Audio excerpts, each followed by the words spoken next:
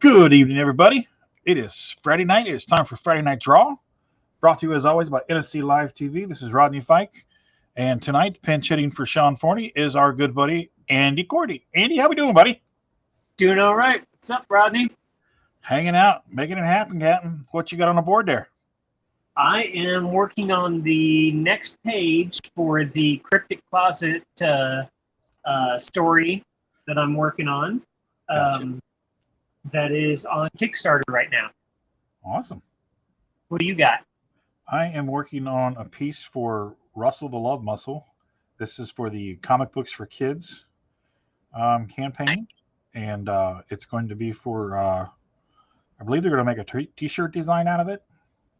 Just general promotion for the company.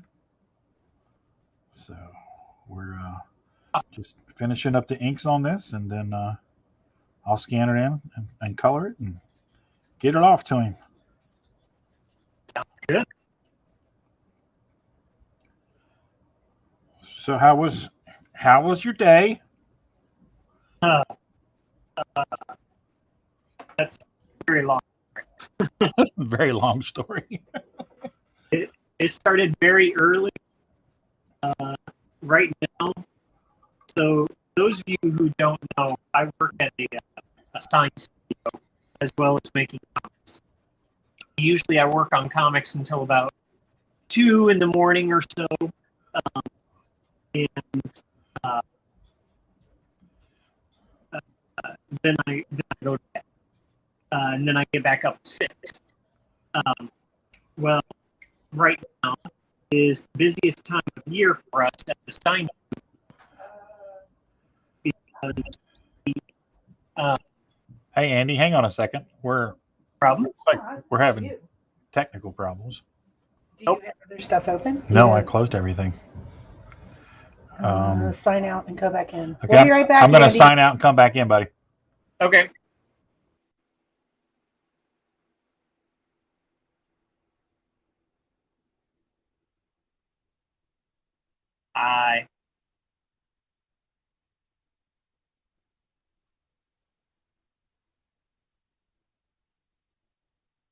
To stream. All right, you there?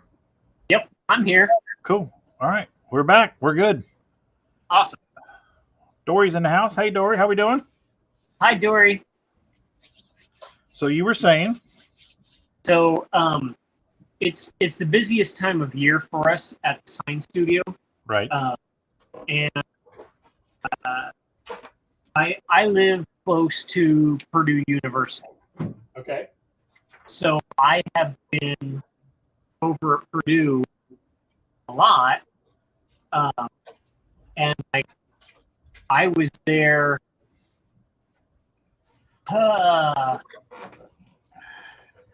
I've been installing a bunch of new signage for them, right, because they have, like, this is the biggest influx of freshmen that they've had in like a really, really long time. So okay.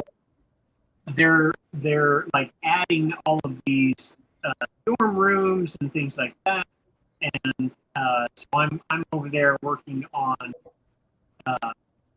adding all the signs for that, and then sometime next week I've got a whole bunch of maps that I've got to put up. Okay.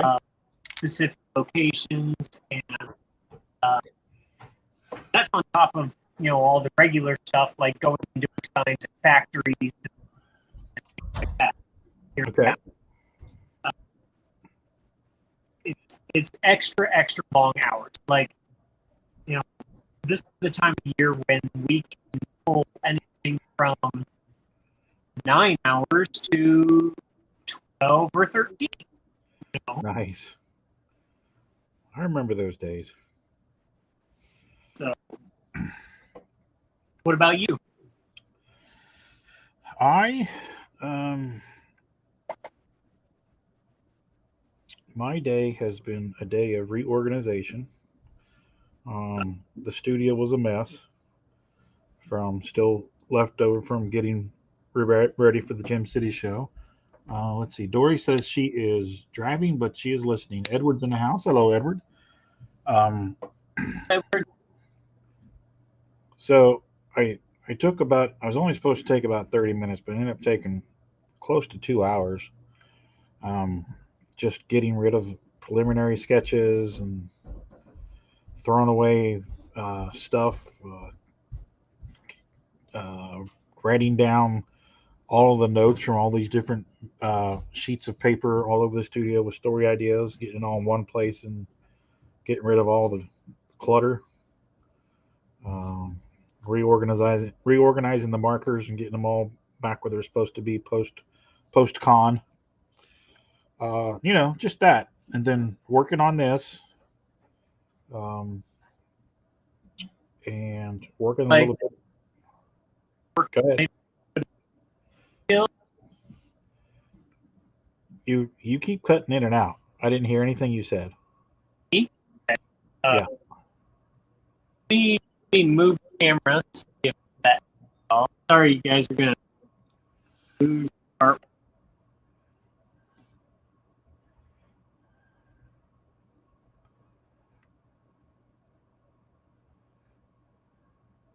Nope. All right. Did I working on or get more roadkill stuff? Did you ask if we were doing more roadkill stuff? Did I see more posts about roadkill stuff? Yes. I think Okay. you asked, did you see that we posted more roadkill stuff? Yes, we did. Okay.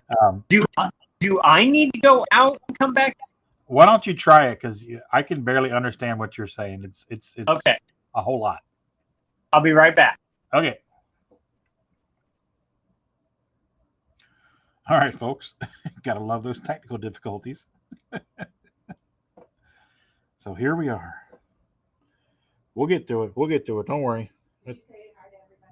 I did. Dory's in and Edward's in.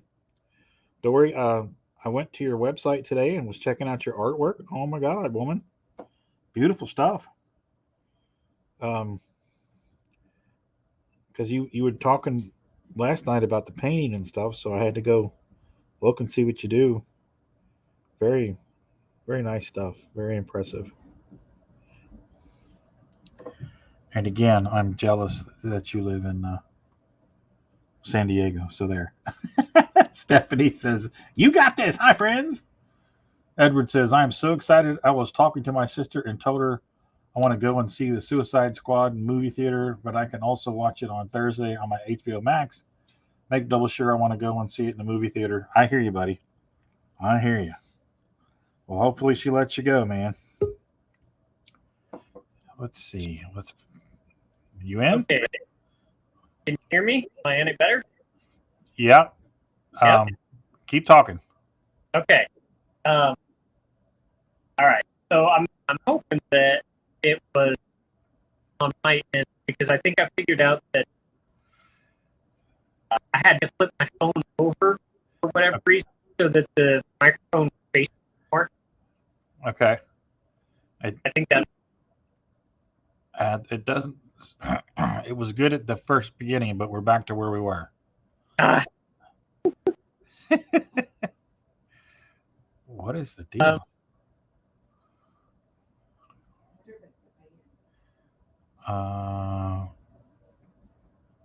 Hey Andy, try moving that fan away. Okay. Sometimes electrical interference can mess with that. Yeah, we're working on it, Edward.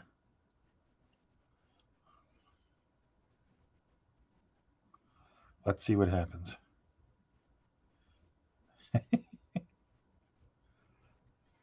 Let me know if that's any. Okay. Okay. So I got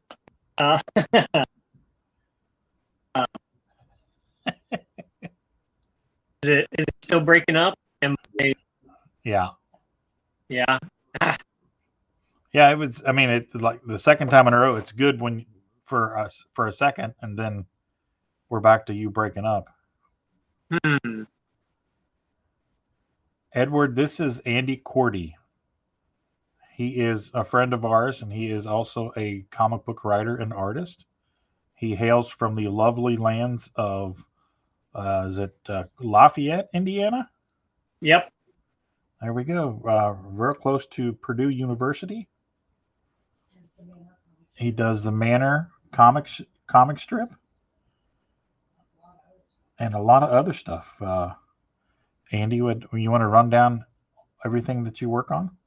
Oh boy. So my most recent book is is The Things They Did. It's an anthology book about COVID and Hey, Andy, like yes. do you have headphones? I do not. Uh, Is it like reverb? no, it's just Dory suggested trying headphones to see if that helps. Hmm. Let me see something real quick. Let me see if I put on headphones, if it makes a difference. Hang on a second. Well, if everybody else is hearing it, it's on him and it's not on Okay. All right. Oh, wait. Looks like you might have found some. Yep, I found some. Okay. Give it a shot. See what happens. All right, folks. We'll get it. We'll get it. All right. Can you hear me? Yes, much better. Whoa, holy crap, that was loud.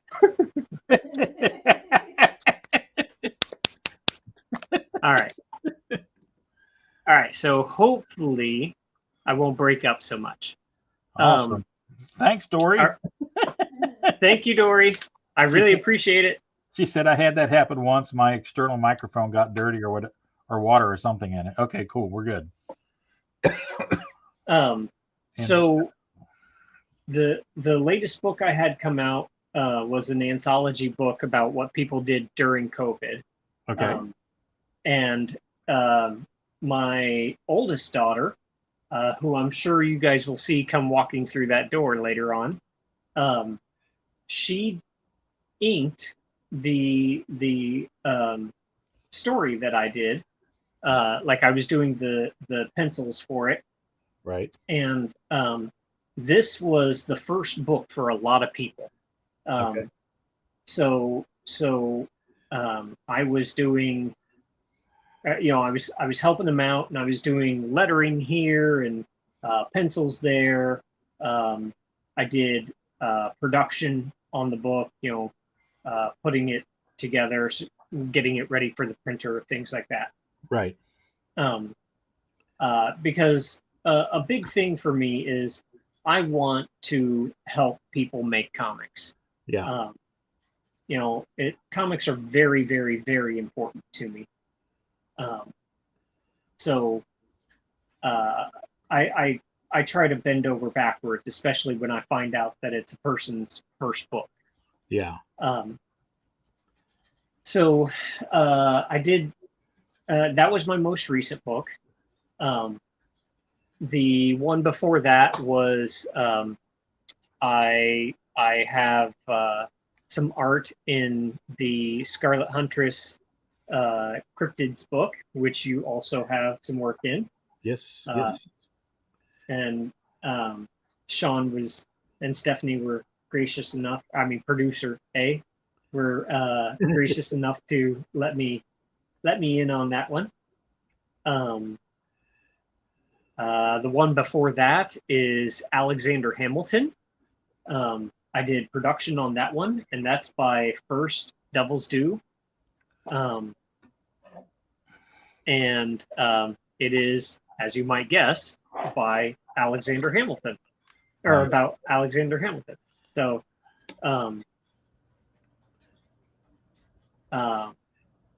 and Stan Timmons, who used to work for Marvel, is the artist on that one.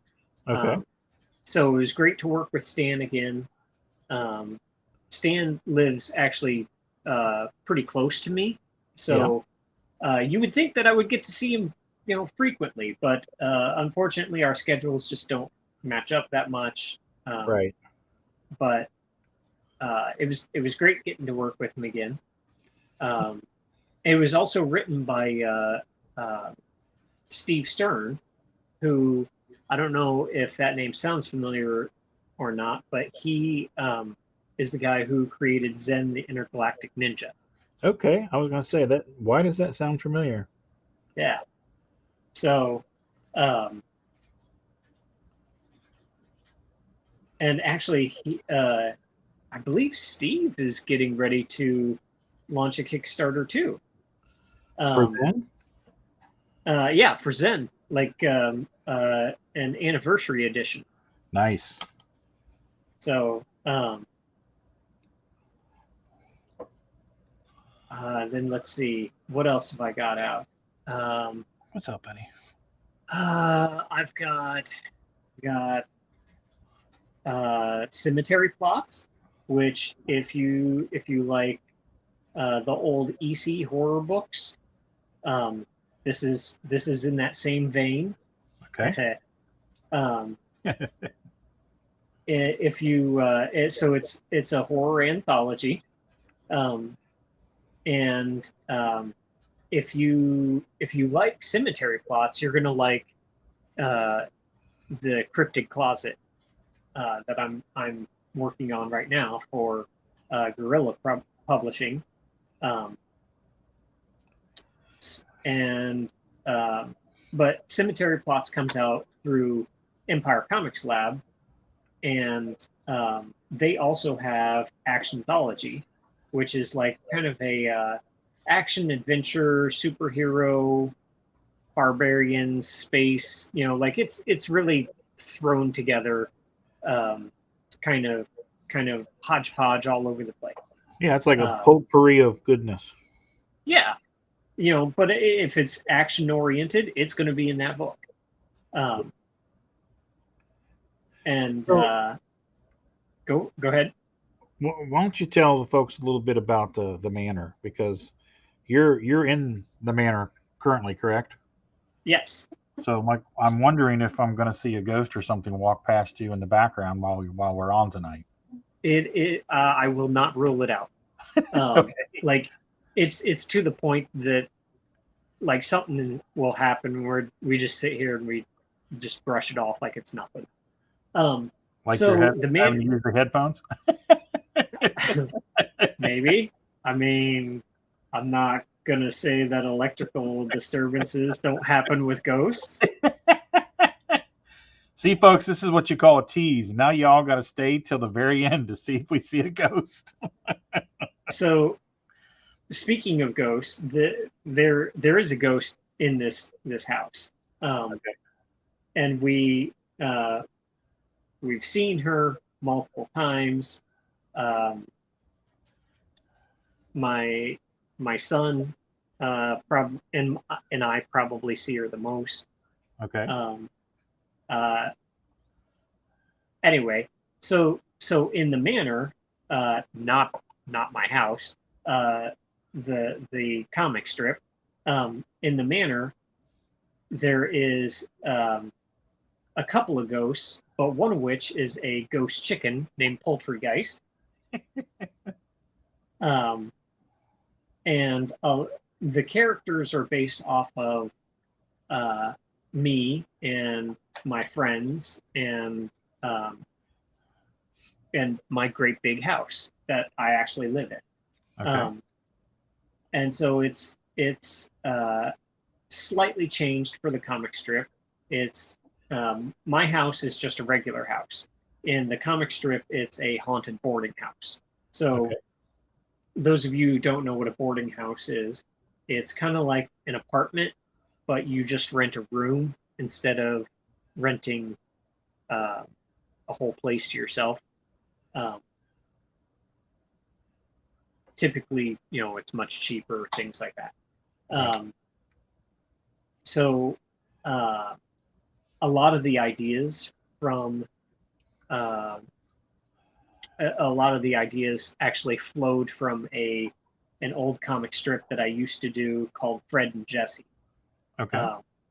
And Fred and Jesse was about two guys from college, based off myself and my roommate Aaron Manier, and they're just stupid. Like if you liked Bill and Ted, you'd like Fred and Jesse.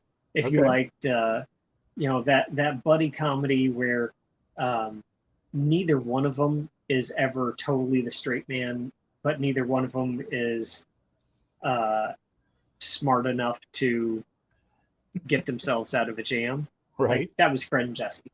Okay. So a lot of those stories just kind of carried over into the manor, and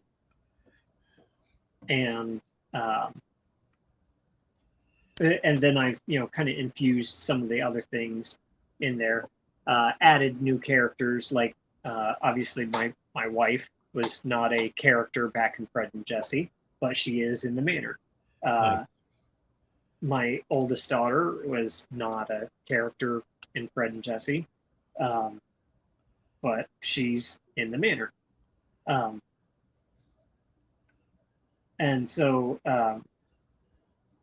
there's all kinds of crazy things that happen in there. We have crossovers with other people's comics, one of which was Hard and Soft Taco. Yay. Love it. Another was had a crossover with Platypus. On the Grind. I'm sorry? Mark's Platypus. Oh, yes. Patrick and Swampy also have made a couple of appearances in there.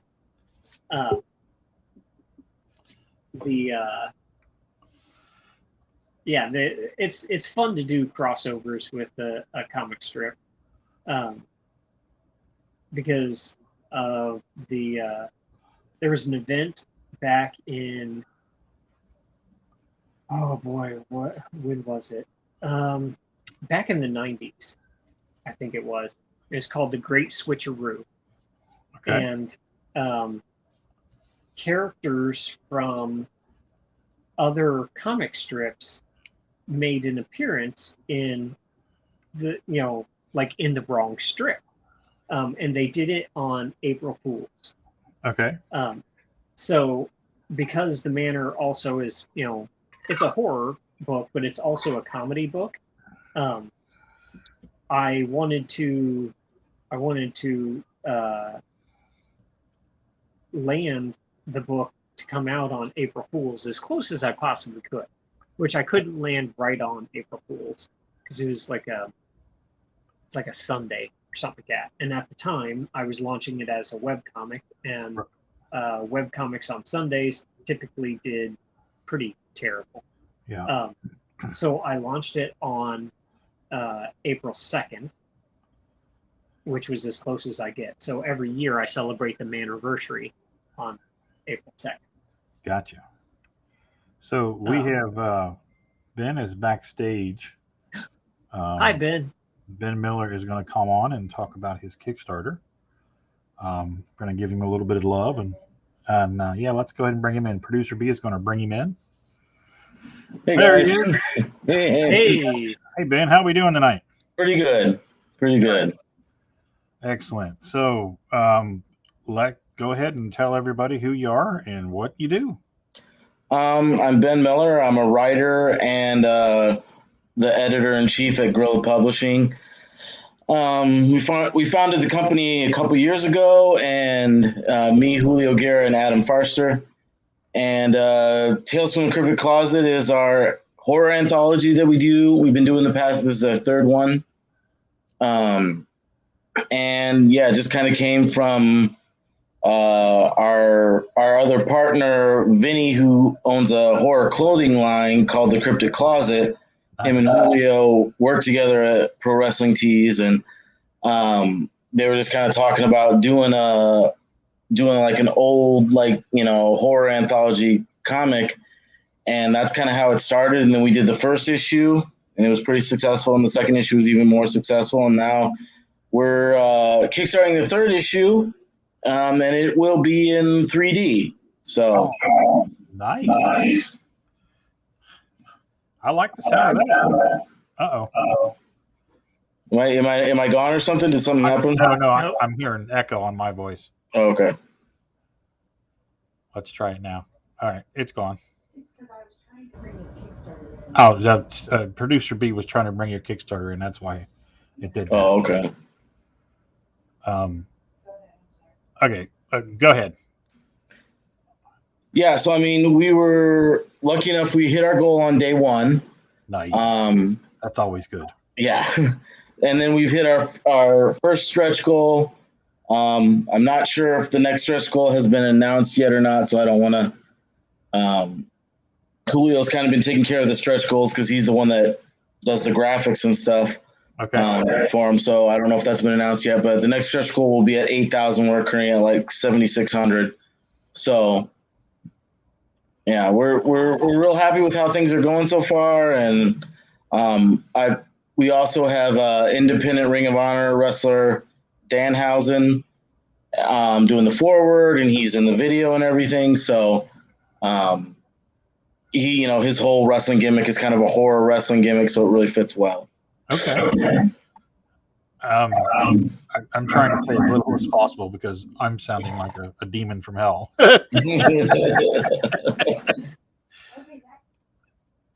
Okay, that's better. So when she pulled up the graphic there briefly, I was able to see that artwork is outstanding. Whose artwork on that? That's Bill Hallier's artwork. Bill has done he worked for Moonstone back in the day, and he's worked for Dark Horse a little in IDW, but he's a professional storyboard artist. Okay.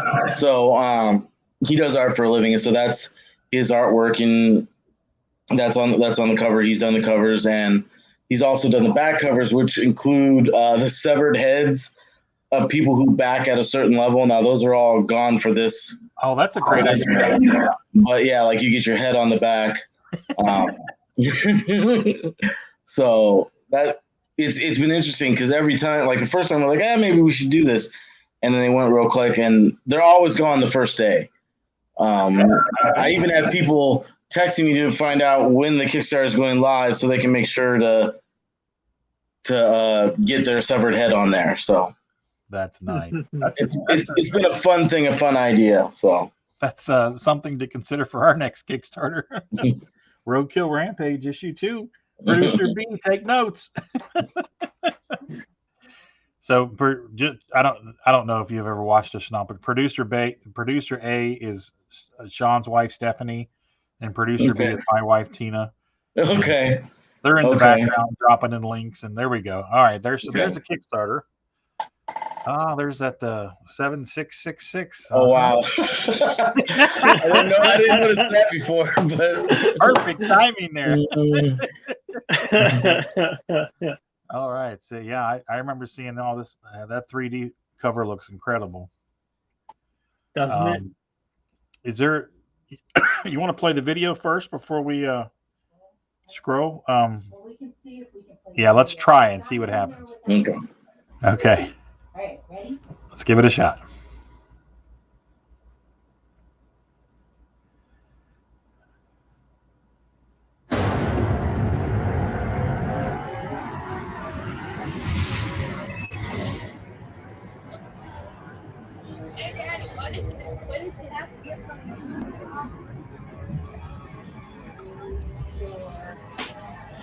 Daddy, why did you have to get me?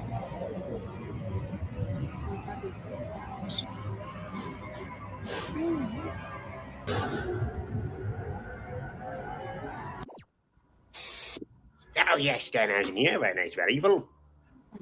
This is for the Tales from the Cryptic Closet. Number 3. Isn't that nice? Yes, very good. All right. So, this book it is. It's not in a Necronomicon of sorts, but it is a comic book. It is a 32-page anthology.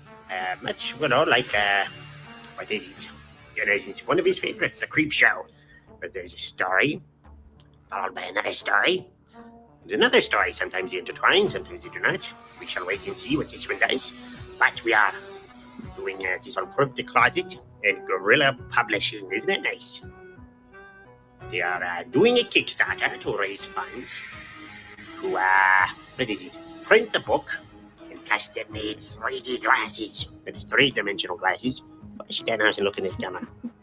Anyways, and rewards of some sort. So, what are the rewards, you ask? Dan Housen should tell you. They are digital and physical copies of the book. Good. And, what is it? Digital 3-pack. All 3 issues sent to you digitally. Pretty good too. And what else? Yes. Physical 3-pack. All 3 issues sent to you via mail. Yes. And also a copy of the book with a t-shirt. Your face on the back of the book. That's Dan Housen's face. Yes. That's what they said. Dan hasn't read it off. It's Dan Housen's face. Be quite wonderful. We'll have a wonderful time. Order these books, support the Kickstarter. Love that Dan Housen. Love that Cryptic Closet Housen. Okay, Charlotte.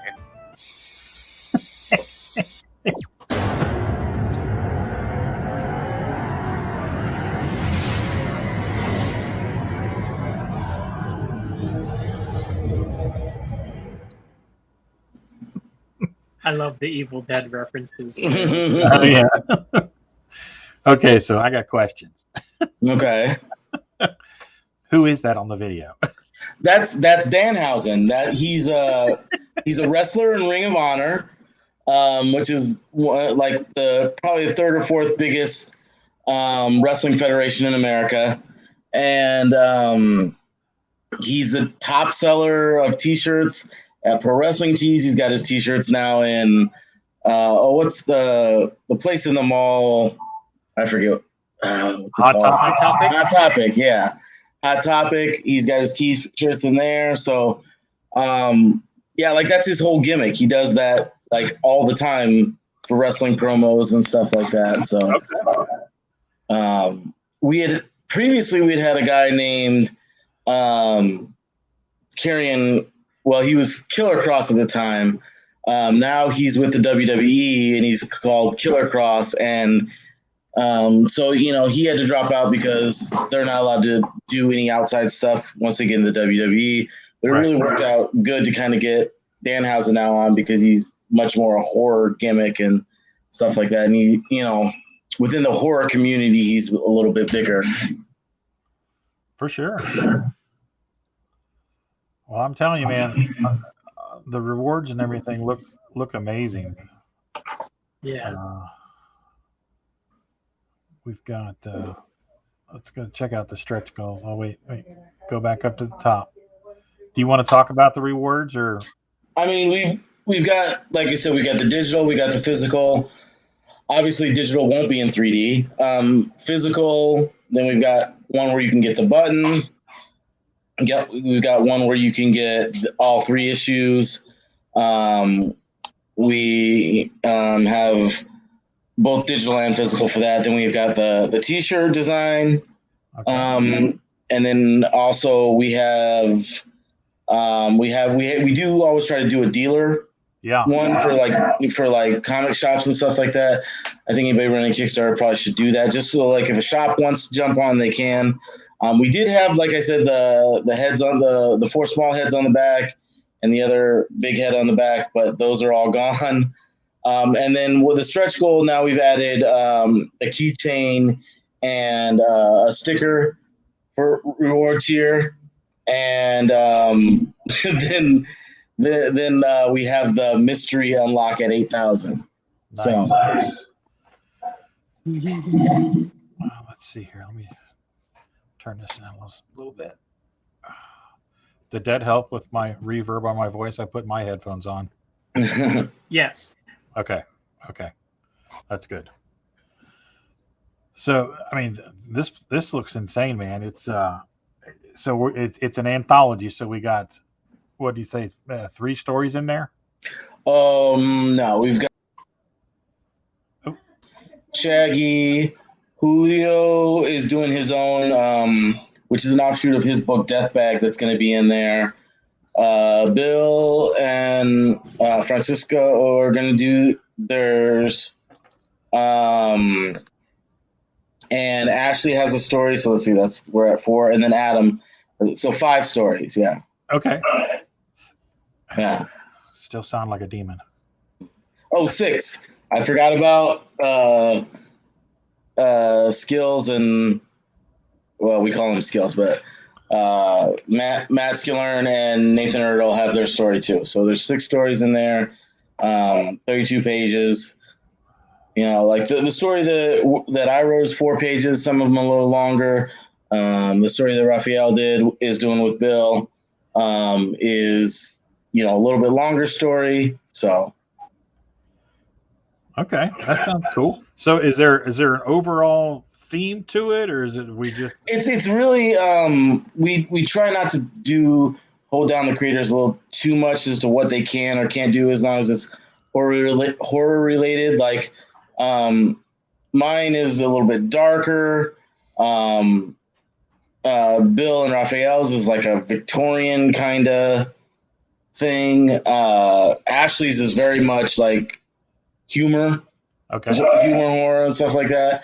And so is kind of the death bag stuff that Julio does, more of a dark humor. But yeah, so it's kind of a mixture of everything, which I think is a lot of fun because you can, you know, you get a lot of different styles. Because, you know, there's tons of different styles of horror, so you get a lot of different styles of horror within the book.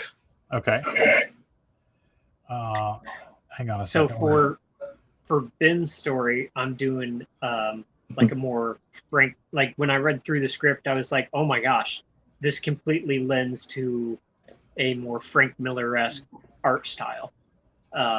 So I'm trying to change up my style a little bit to do the heavier shadows with large white areas, you know, to give it more of that noir feel. Yeah, and I mean, I've seen the pages so far; they look great. I don't know if you talked about it all about who's inking your pages, or I haven't revealed that on this one yet. No. Well, go ahead. It's your. So, as you guys know, my oldest daughter has been starting to, you know, venture into comics. Some of you have seen her at shows and things like that, and she worked with me on that COVID anthology, The Things They Did. And so when Ben asked if I'd like in, I was like, yeah, man. Hey, do you mind if my daughter inks this to get some more practice and, you know, learn some more styles and stuff like that?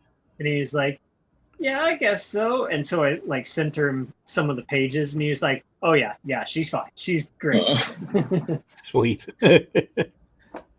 Yeah, I mean, because I was first like, I'm like, his daughter. I'm like, I've never seen her work, but like, works top notch, you know. And I think it's awesome that, you know, somebody that young is in the comics and into making comics, you know, because at some point we are going to need a new generation of American comic makers that don't think, you know, that everything needs to be manga. So. Well, unfortunately, she's not in that generation, but she's all about the manga art. But yeah, but like I just think that it's cool to have like a young person on the book. You know, I think he said this will be her first, like, one of her first published works, and I think that's really cool. It's just a neat thing to have on the book, you know. And like I said, her work is top notch. You would know that it's a teenager that's doing it. So 13. Yeah, 13. What? That's pretty good, man. 13. Yeah. That's solid. I'm pulling a Joe Kubert here.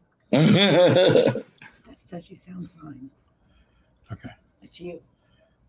Okay. All right. So we're still trying to work out. I guess we sound good. Let's see. Mandy Land is in the house. She Hi, says, love your Mandy. work. And Edward says, don't know if anybody caught my comment before, but my brother-in-law's aunt lives in a real haunted house in Texas. Oh, Nice. wow. Nice.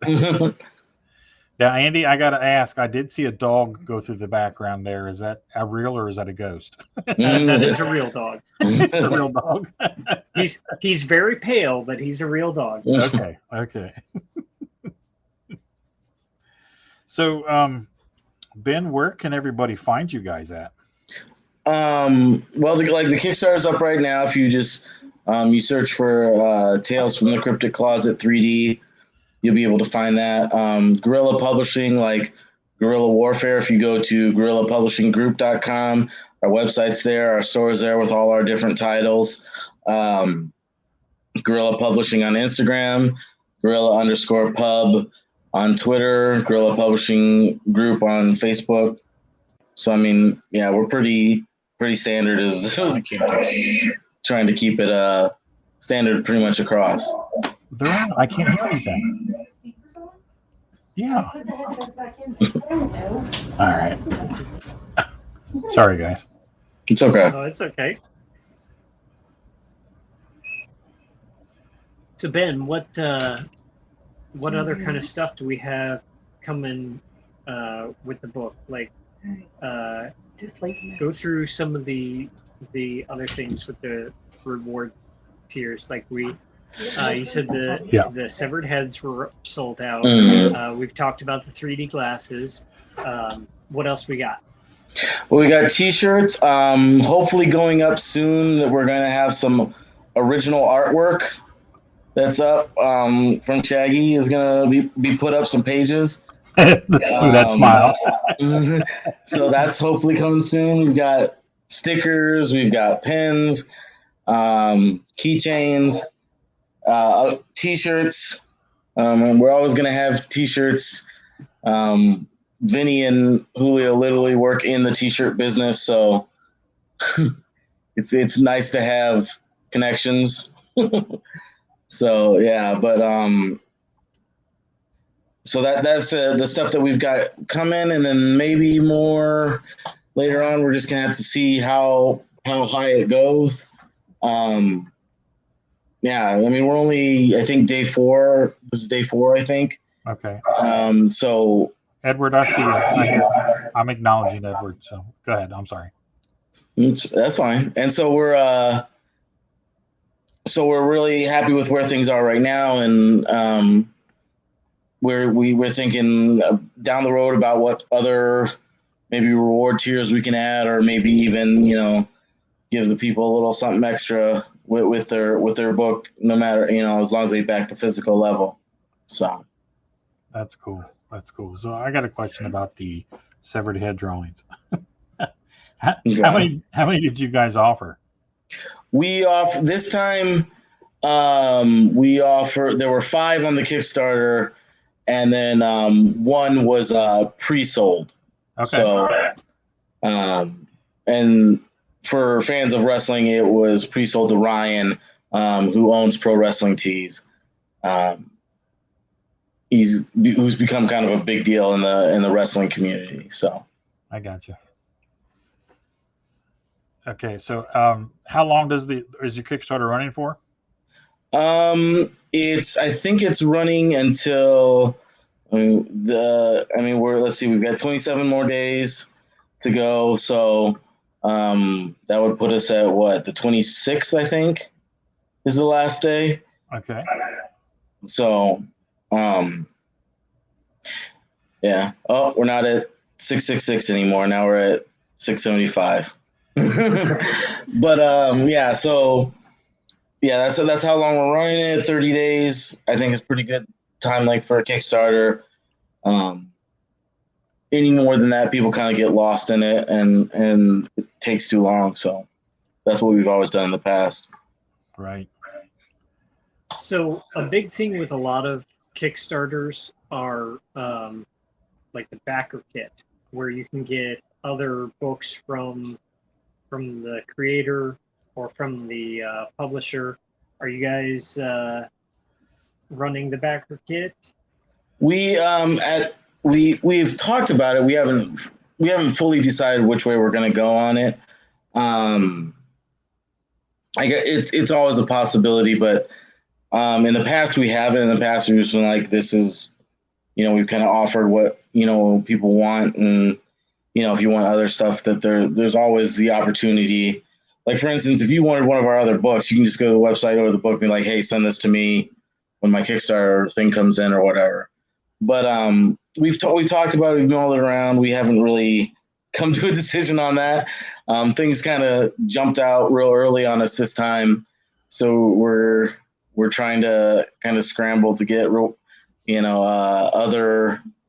other stretch goals ready and stuff like that, because we weren't quite expecting this big of a first day push, Yeah. So, Well, I mean, great products, too. yeah, hopefully people will like it. They seem to have liked the first two. So we're just really lucky and blessed that we've got fans that keep coming back, keep supporting us, keep buying our books, whether it's, this horror stuff or the stuff that Julio or Adam or Ashley or me or anybody does. We've got people that have just been supportive of us irregardless. And so that's felt good, Yeah, I mean, it's always good to get the support, and I mean, it just validates everything that you're doing, to know that you've got fans out there that's just digging everything you're doing. So yeah, and it's it's a lot of fun meeting people at shows. Hopefully, we'll be able to do that again someday.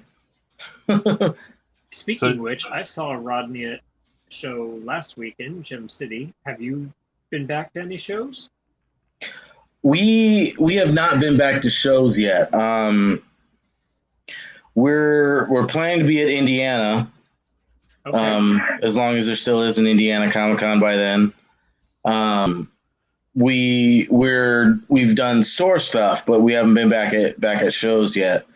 So it's fingers crossed, knock on wood or whatever, that we get to do that. We're planning to do at least Indiana and C2E2 the rest of the year. And we'll see from there. So, what part of the country are you guys in?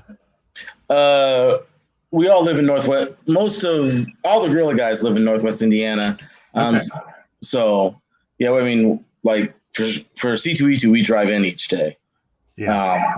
Because it's like as long as there's no traffic, it's 30 minutes to downtown, to the convention center or whatever. So That's really close. yeah. Well, I live in Gary. Julio lives in East Chicago. Adam's a little farther out. He lives in Valpo. But and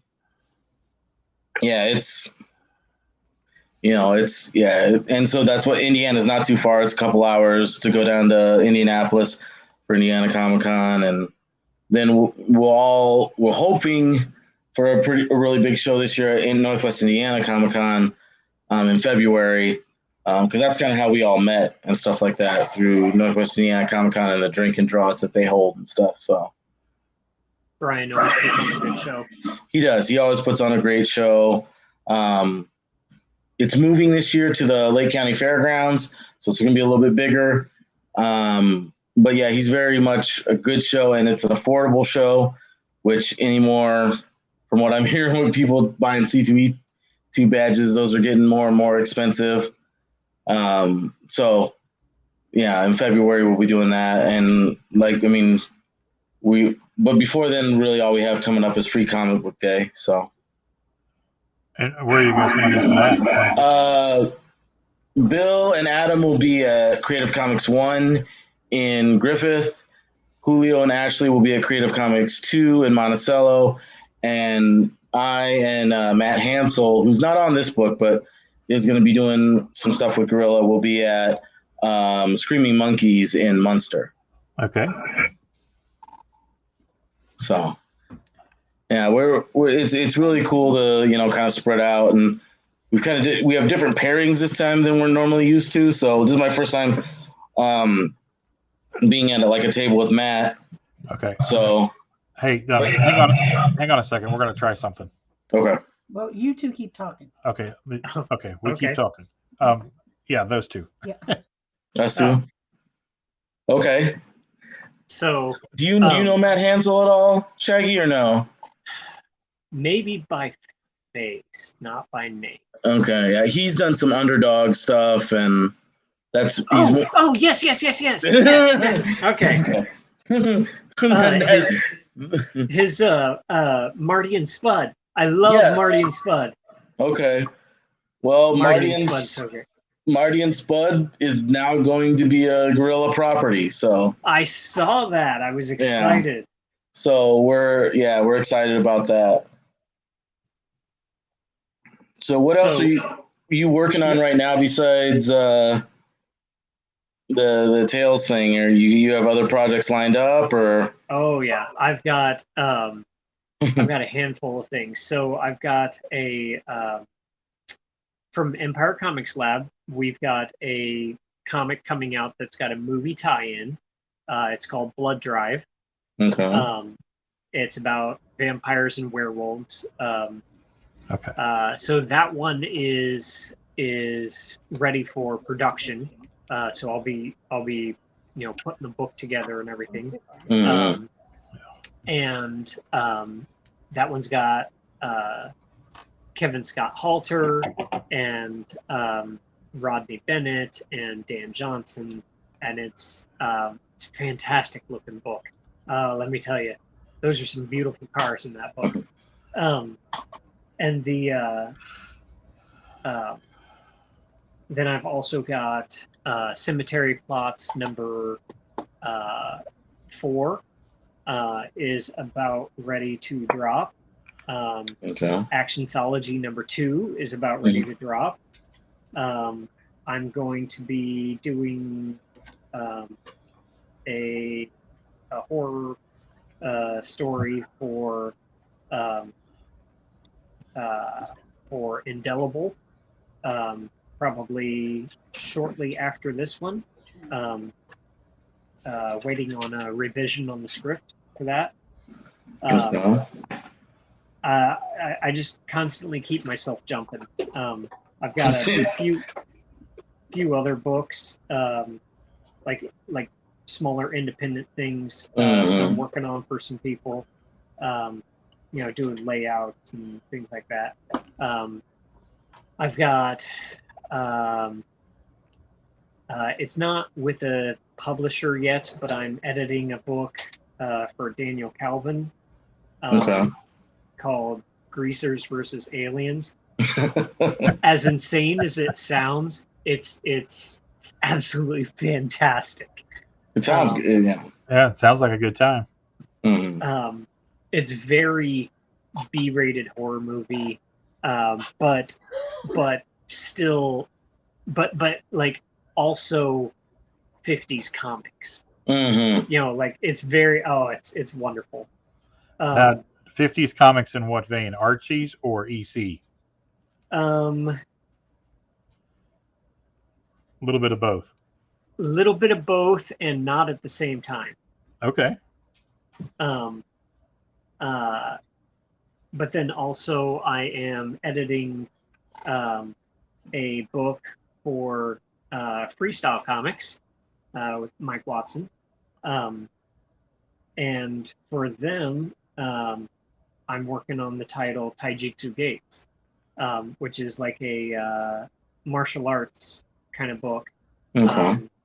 It's not totally martial arts. There's kind of a magical element to it, otherworldly element to it.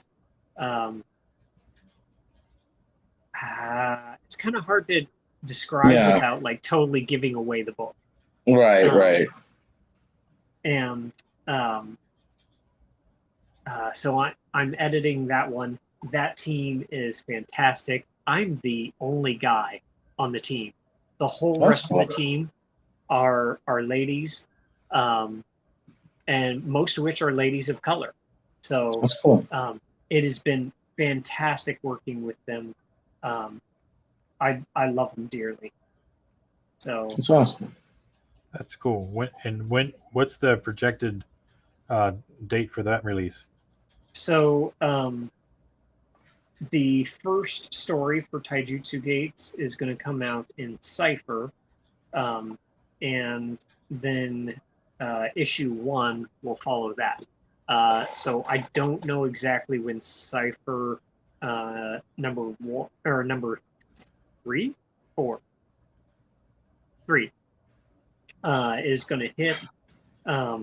That is going to be one of the things that we talk about in the next meeting for all of the editors and everything, because I'm sure you guys have seen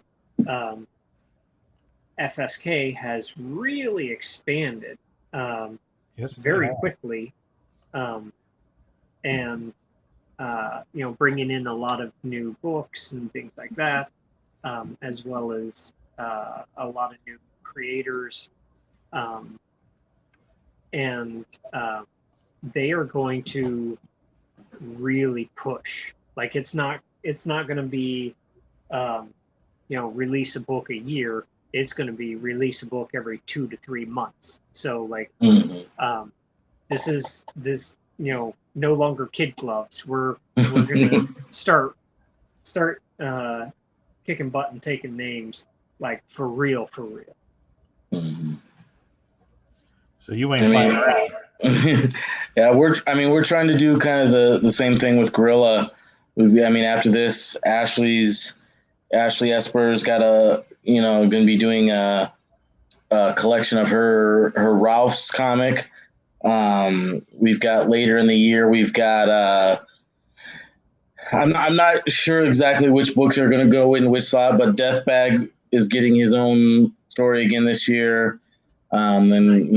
Starting out next year, we've got Marty and Spud. We've got from Matt Hansel. We've got Last Unicorn from Jack Gonzalez. We've got Dark Echo from Adam Farster.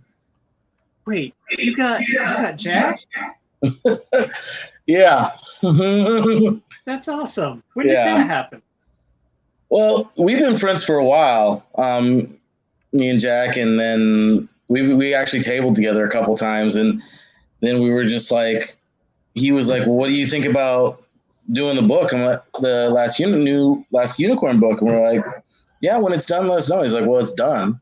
I'm like, oh. So partially it's my fault because I haven't gotten things edited and the way that it needs to, but they've got the little one now. Luna's only a couple months old, so yeah. So we're trying to figure out launch dates with them and with Jack and Maria and stuff, and so yeah, it's just been a lot of fun just to kind of work with people that we're friends with and meet new people that are interested in working with us. So that's kind of what we have going on. Hopefully eventually someday I'll write something again that's my own project, but right now the other things are kind of taking precedent. So well it's good if you're not working on your own stuff, it's good to at least be busy. So yeah, I'm always writing. I'm always working on stuff. People are always asking me, well, which thing's next? And whichever thing kind of draws the inspiration and gets done next. I'm always kind of writing 3 or 4 things at the same time, and it's kind of comes down to whichever thing I think is finished and worthy of paying someone to draw. Gotcha. So, that sounds good. All right, so I think we're going to let you go. One more time, real quick, to give a quick rundown, and then we'll let you go. Rundown of the Kickstarter. Yeah. Okay. Yeah, the Kickstarter is Tales from the Cryptic Closet 3D. It is live on Kickstarter right now. You can, we're going to you get 3D glasses with each physical book.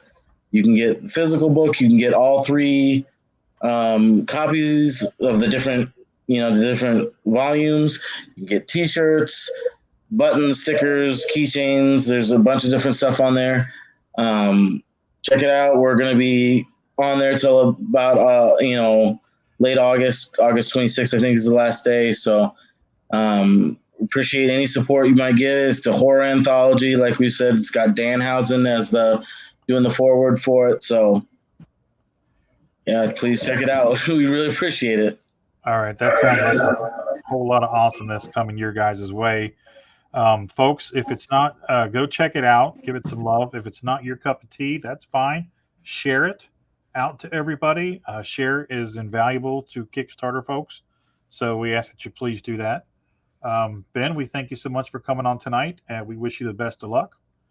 And there we go. All right, thanks for having me on. Right. See you later, Shaggy. Take care. Yeah. All right. Awesome. So it's great having Ben here. That's crazy. He I've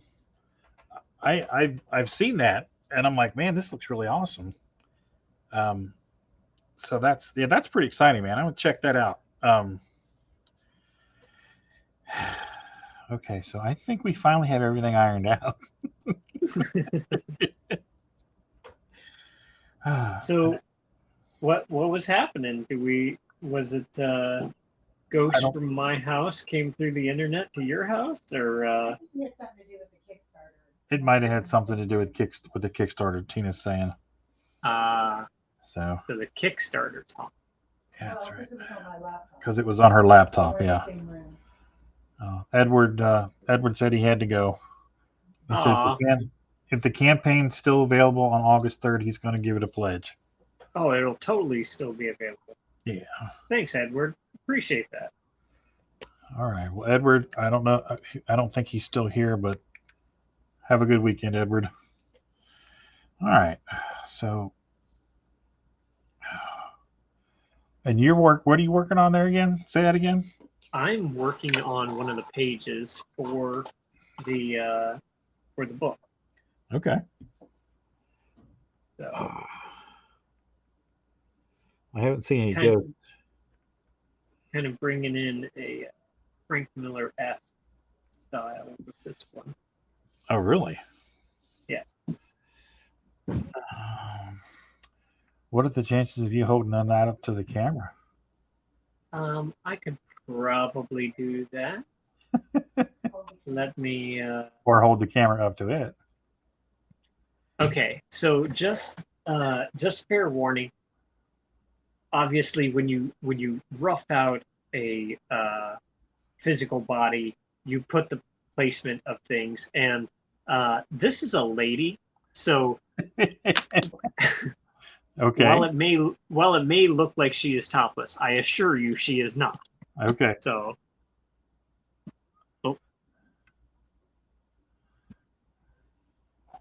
I can't see if we can see. Okay. There we go. No, maybe. Yeah, we got the darker areas are showing up. Okay. So that's good. The fabric's looking really good. Thank you. That's nice. And actually, right here is one of the pages that Anna inked. I'm sure some of you guys know. I don't I don't show my kids on social media very often, maybe once or twice a year, because my kids are not people's dancing monkeys to see. But I am super proud of this kid and her artistic abilities.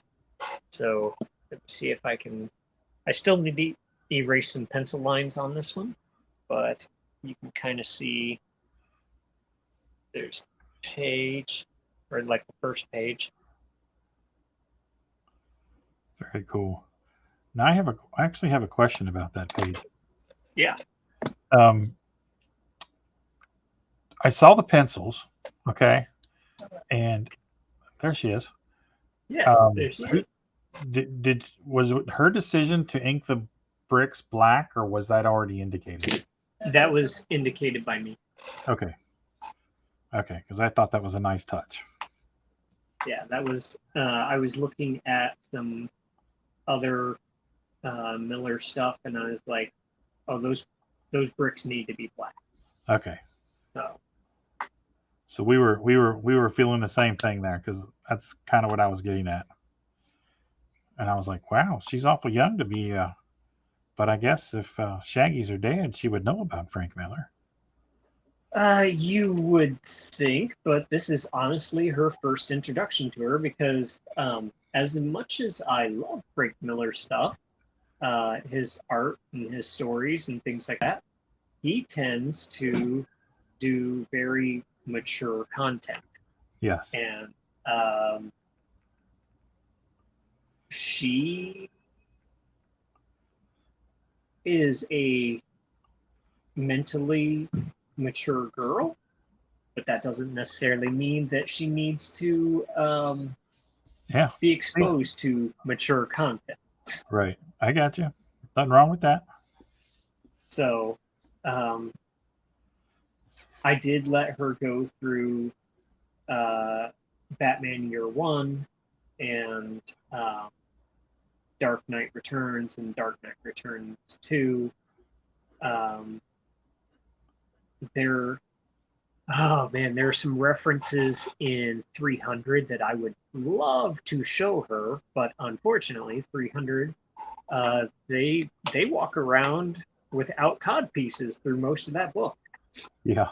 I was waiting to see if you was going to say that.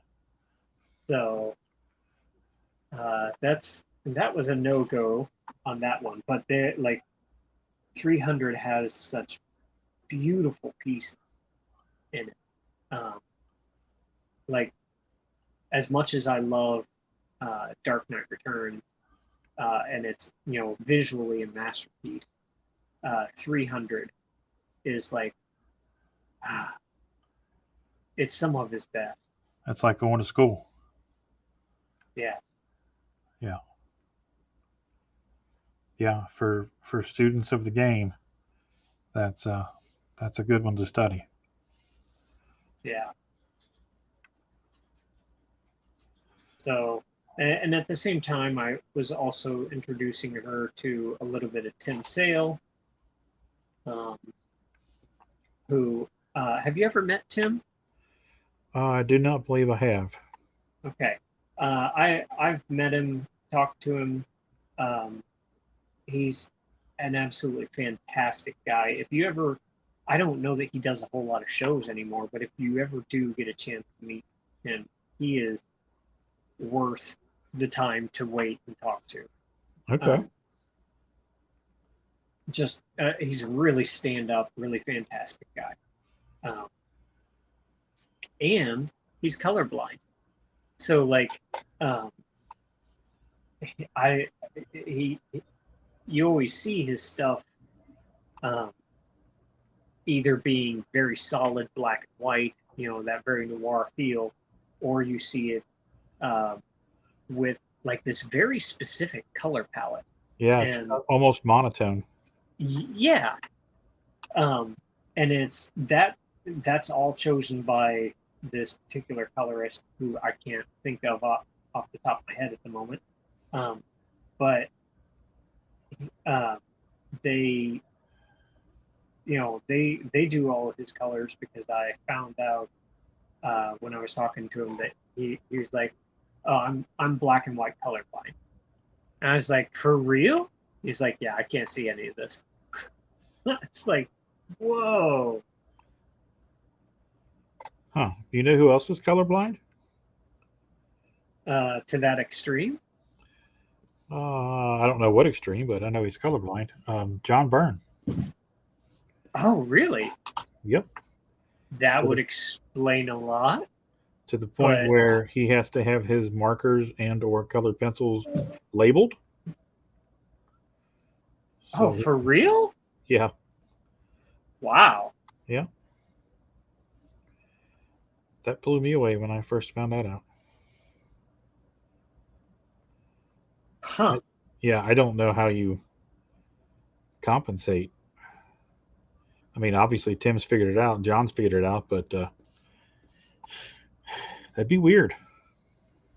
I don't know that I could handle that. Like, I mean, I suppose if you've been that way all your life, you don't know any other way. But Right. like, at the sign shop, usually I'm one of the people looking at, do these colors match, or how close are we? What do we need to add? More cyan, more magenta, more yellow, more black, whatever, Right. because not everybody's born with the same amount of rod and cones in their eyes, and actually, women tend to be born with more rods and cones than guys, for whatever reason. I just happen to be lucky and have apparently a lot of rods and cones. Huh. Well, that's good. Start calling you rods and cones.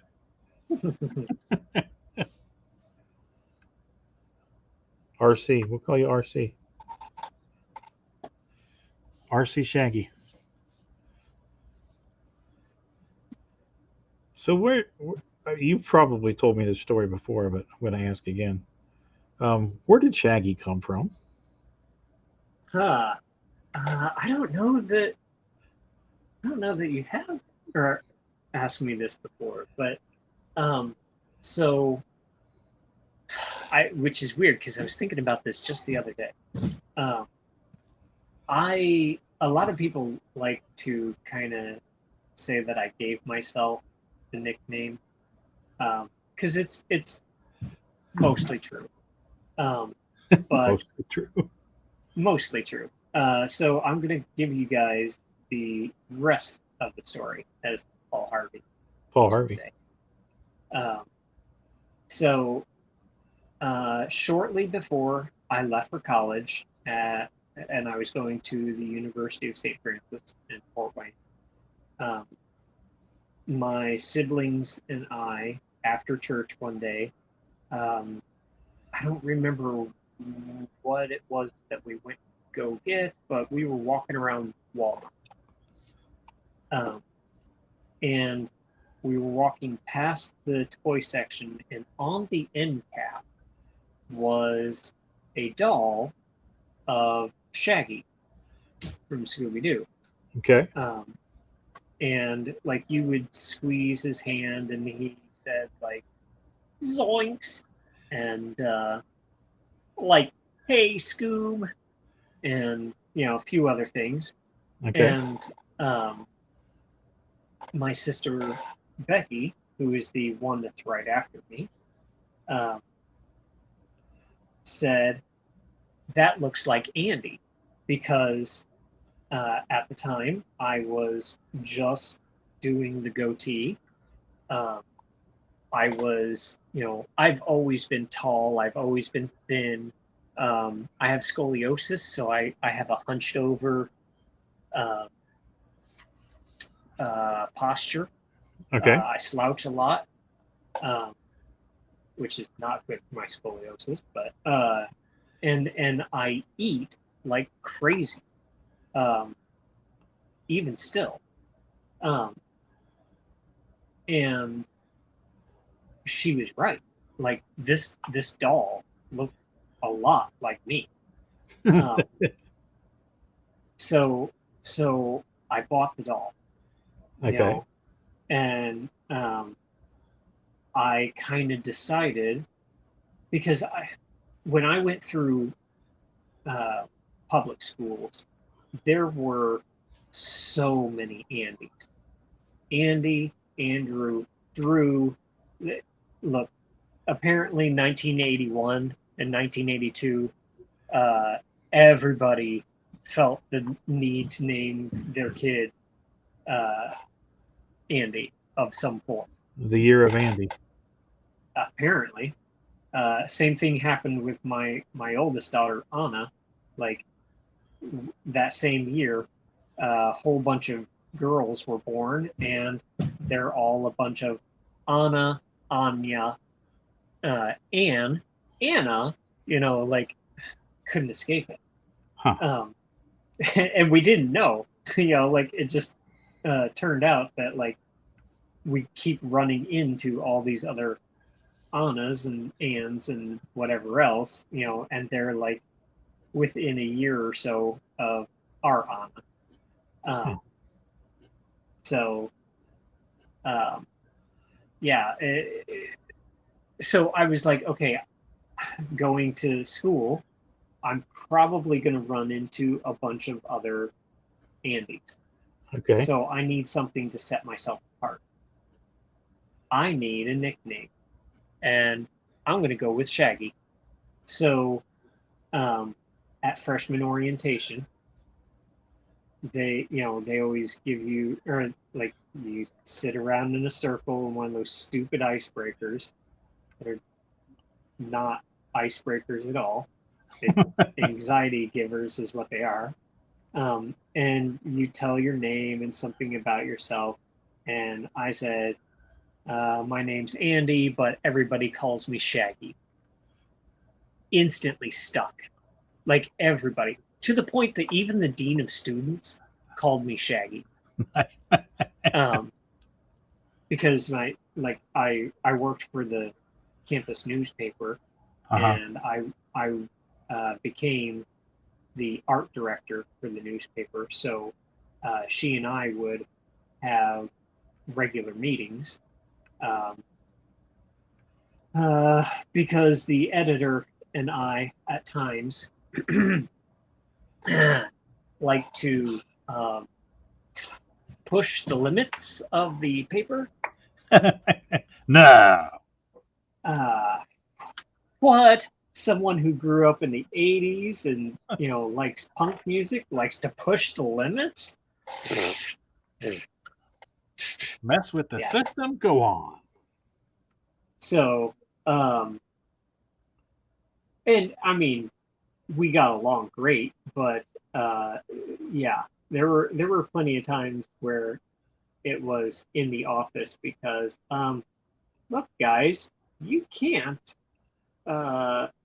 you can't run this story or whatever.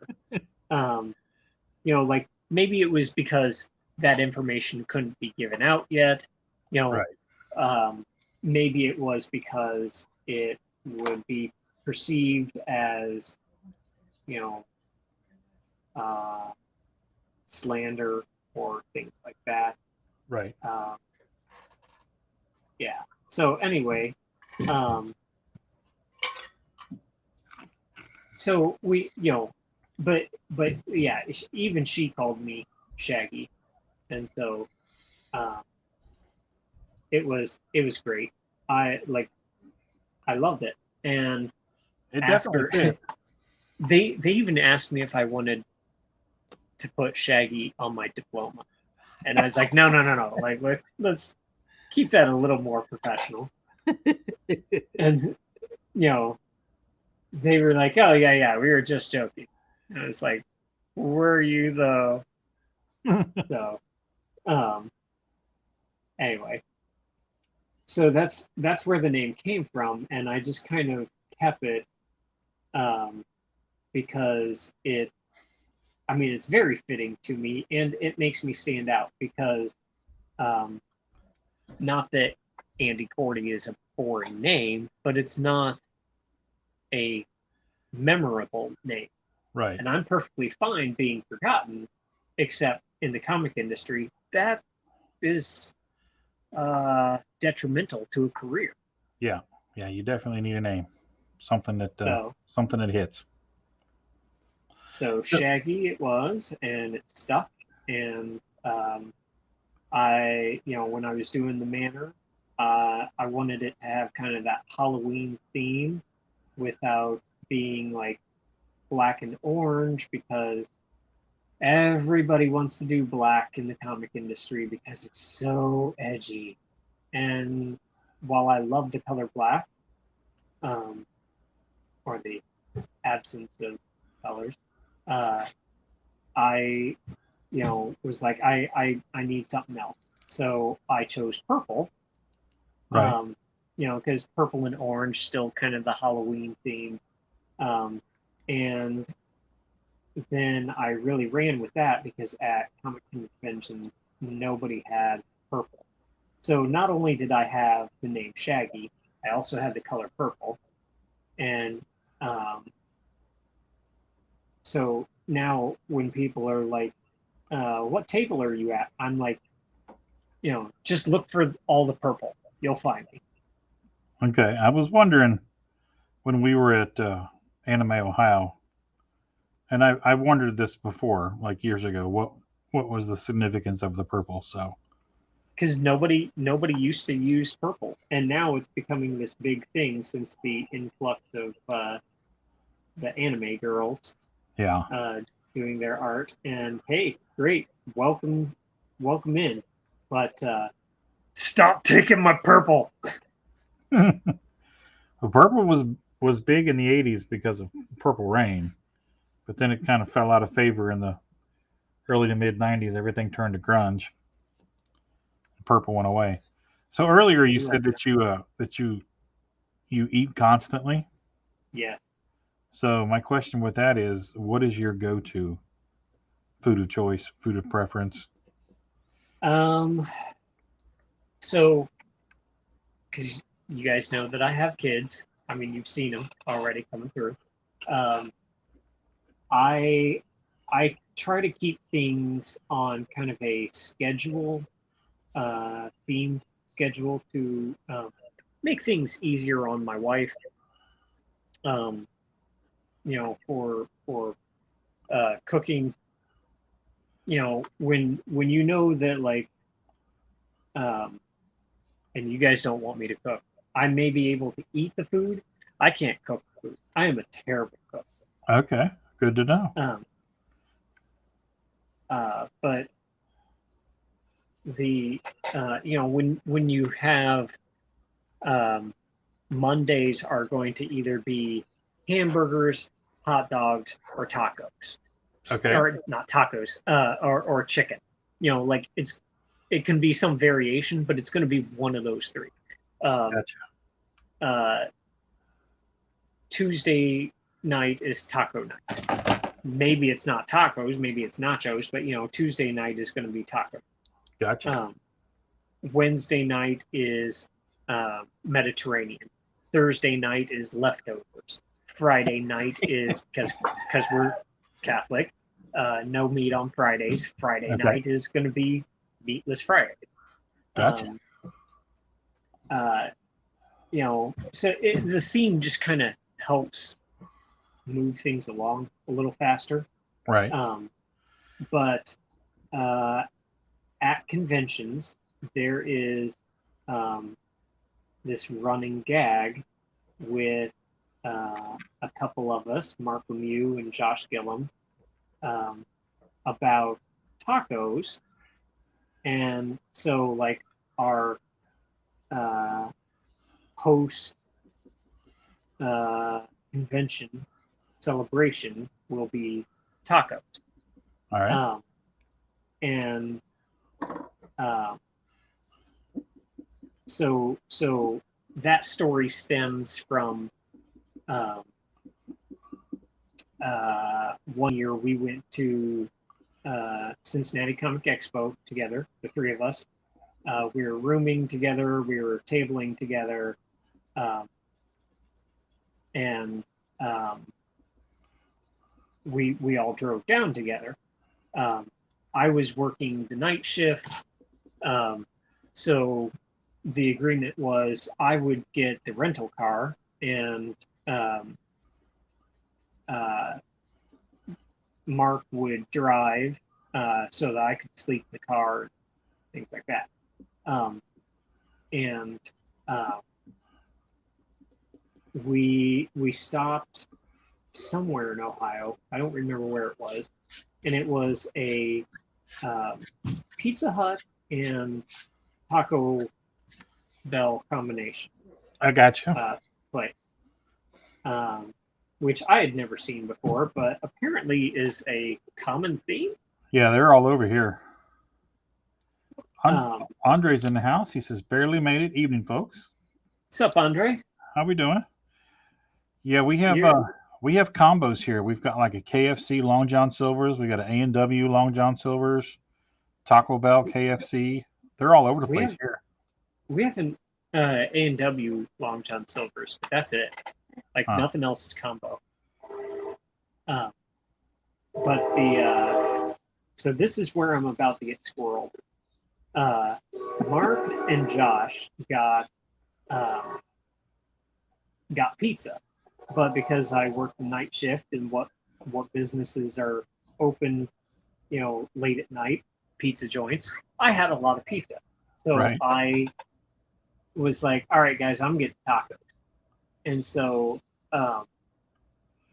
when I opened up my tacos to put the hot sauce in there, these were the fullest Taco Bell tacos I have ever eaten. Like That's a rarity. I know, right? So I was not thinking and just instead speaking, and I said really loud, now that's how you stuff a taco. I kid you not. Josh was drinking at the time, and he slammed down his cup, and he was holding his face because while Pop did not shoot out his nose, it clearly went up there. So no spit. And I said, like as I tried closing the taco again after having put the hot sauce on it, I was like, look, it's so full you can't even close it. And Mark at that point starts spitting out his pizza because he's laughing so hard. And so that became the running gag for the taco thing. And now every Christmas, when Mark and Josh and I, or our families all get together, we all get each other taco themed stuff. So I've got taco Christmas ornaments. I've got taco Hot Wheels cars. I've got taco earbuds. I've got the Taco Bell dog and it still talks. I've got so you need to give each other taco seasoning and Oh, I should get them taco seasoning this year for Christmas. That would be great. Because at some point you start running out of taco things to get. Right. Well, see, what you do is all year long when you go to Mexican restaurants, you with the fast food ones that have the packets of hot salsa, you accumulate Taco Bell hot sauce, wherever else, Taco John's, just accumulate them and then just divvy it up, split it all in two, and give them each a pack of hot sauces. So we, I've got taco socks too. I only bust those out for Christmas. Nice. When we get together for Christmas, that's the only time those taco socks get worn because I am really hard on socks. My wife has said she's never seen anybody who can go through as many socks as I do. What's up with that? You only weigh 12 pounds. I am pretty light, but I have arthritis in my knees. Right. Because once upon a time I had the goal of being an Olympic cyclist, and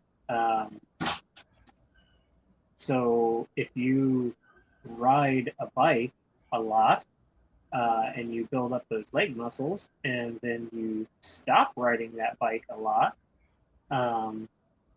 your leg muscles will shrink down, right? Right. That's normal. But the tendons don't shrink down as fast, and so you can get arthritis. They don't tell you that in the handbook, do they? No, they don't. So I have arthritis in my knees, and that's not the only thing. I also have a thing called jumper's knee, and it's where the cartilage in your knee is compacted together, Yeah. and can even be broken up. So mine's actually kind of like sand in there. And you would think that sand would be okay because, sand can kind of pack together and it can kind of be soft, except for sand is rough and it gets everywhere and in everything. And it And grinds and it grinds and it grinds. Andre says It's not nothing. fabric. so, Bye-bye. Andre I says will- nothing says Christmas spirit like taco socks.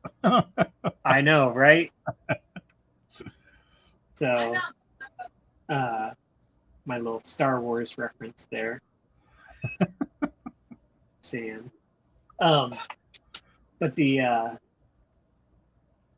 where was I going with all that? Oh, so you see me move around a lot Right.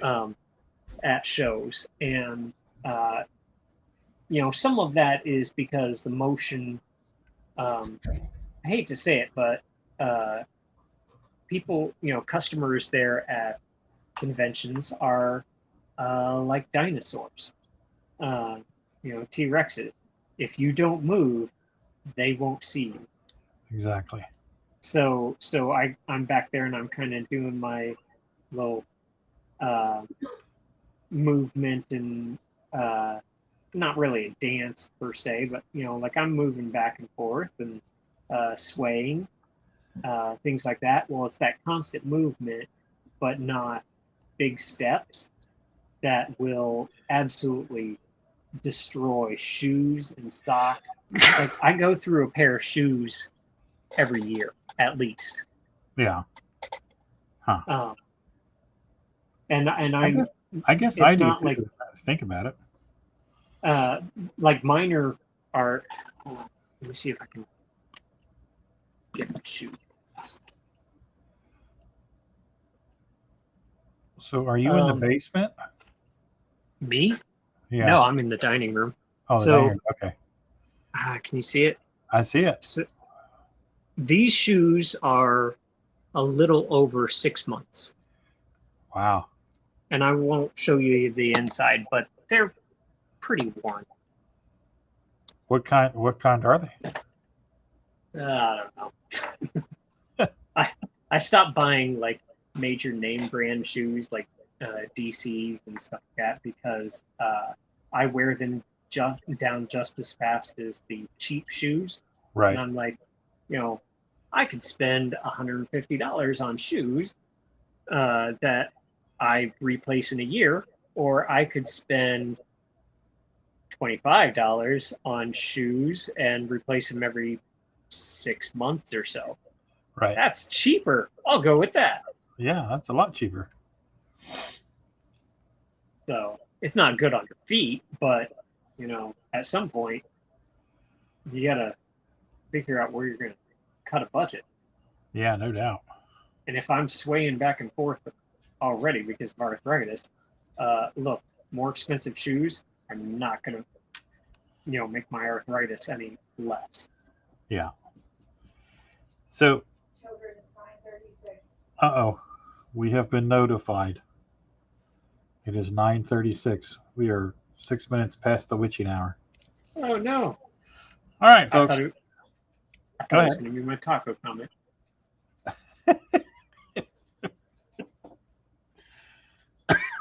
I'll keep that in mind. All right, everybody. First of all, I'd like to thank Shaggy for coming in. And this is Sean says, "Oh no, sleepy time, Rodney." Thank you, Shaggy, for coming in and riding shotgun with me tonight. Sean was off doing what he has to do, and Hope it you was had fun. fun to have you in. Oh yeah, it was good. Always a good time to talk, hang out with you. Thanks to Ben Miller for coming in and letting everybody check out his Kickstarter, Tales from the Cryptic Closet. looks crazy. I'm going to go check that out. And Andre wants to see what Shaggy drew. Oh. So can we do that real quick before I bounce out of here? Yep.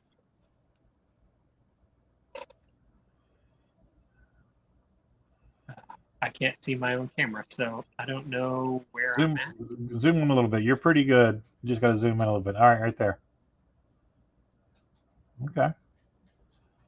Again, the clothing, the draping looks pretty good, man. Thank you. That's a nice knife. There's a couple things there I like.